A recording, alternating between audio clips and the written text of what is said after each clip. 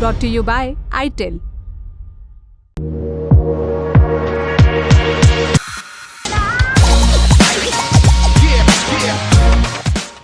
Hitler और Mussolini जैसे शासकों का नाम तो आप जानते हैं। विश्व युद्ध में नाजी जर्मनी, इसकी त्रासदियों का जिक्र खूब आता है।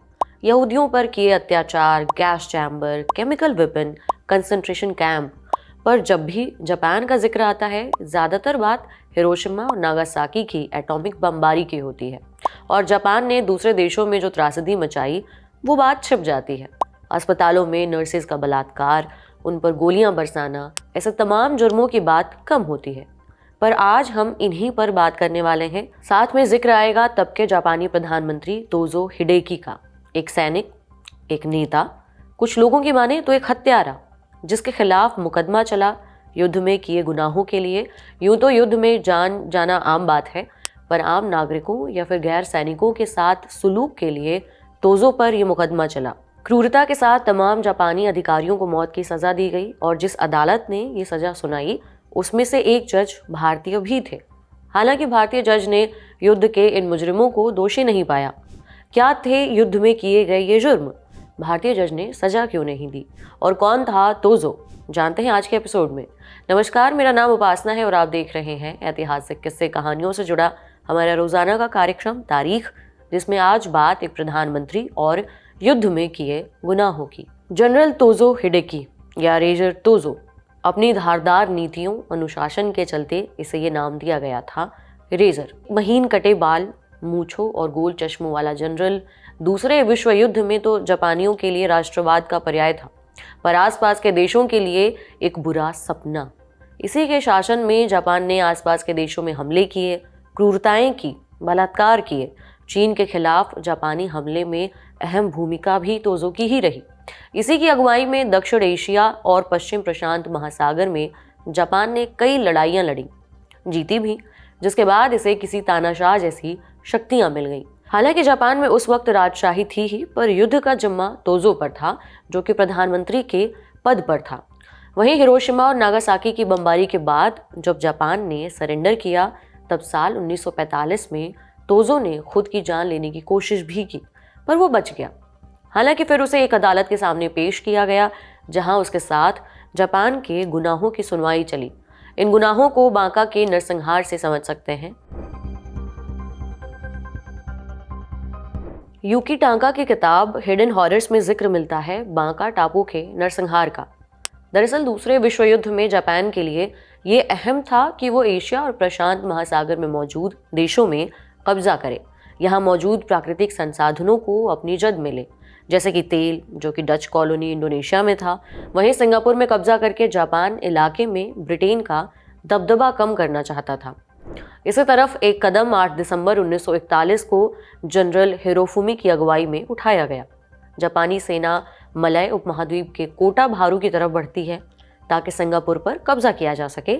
मशहूर पर्ल हार्बर के हमले से कुछ घंटे भर पहले जापानी सेना तट पर कदम रखती है। सेना का प्लान था कि वो 3 छोरों से ब्रिटेन की कॉलोनी पर हमला करेंगे।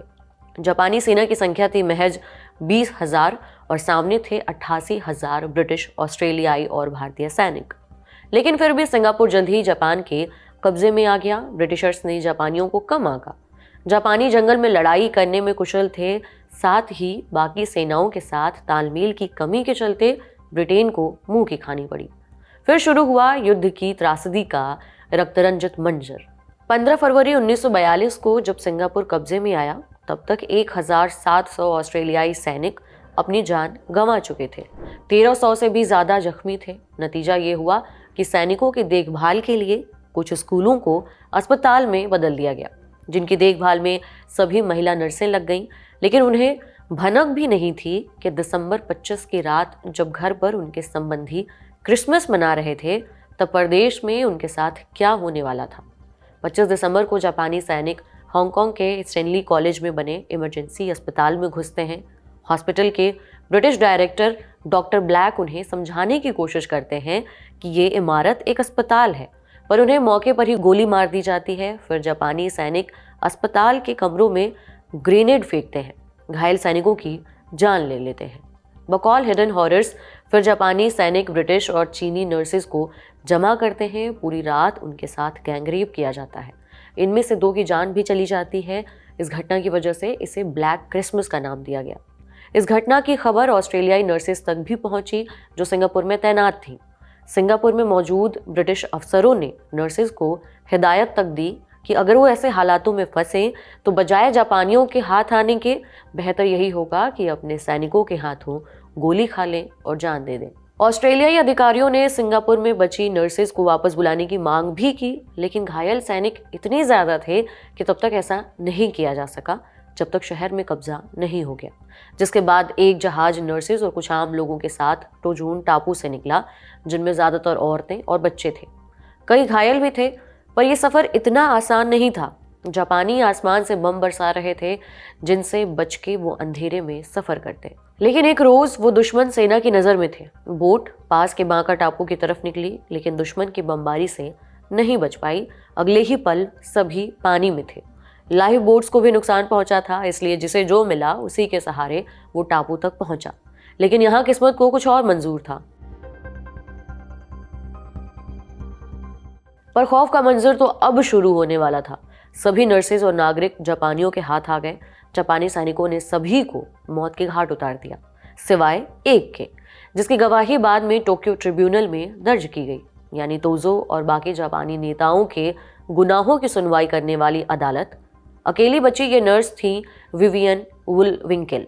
बाद में वो इस खौफनाक वाकये के बारे में बताती हैं। मुझे याद है कि एक लड़की ने कहा था कि उसे 2 चीज़ों से सख्त नफरत है, समंदर और जापानी। अब यहाँ दोनों ही हैं। हम सब बैठे थे जैसा कि हमें आदेश दिया गया था। फिर हमें समंदर की तरफ मार्च करने के लिए कहा गया, जो कि हमने किया। जैसे ही हम कमर तक पानी के भीतर पहुंचे, पीछे से मशीन गन चलाई जाने लगी। मुझे कमर के किनारे गोली लगी।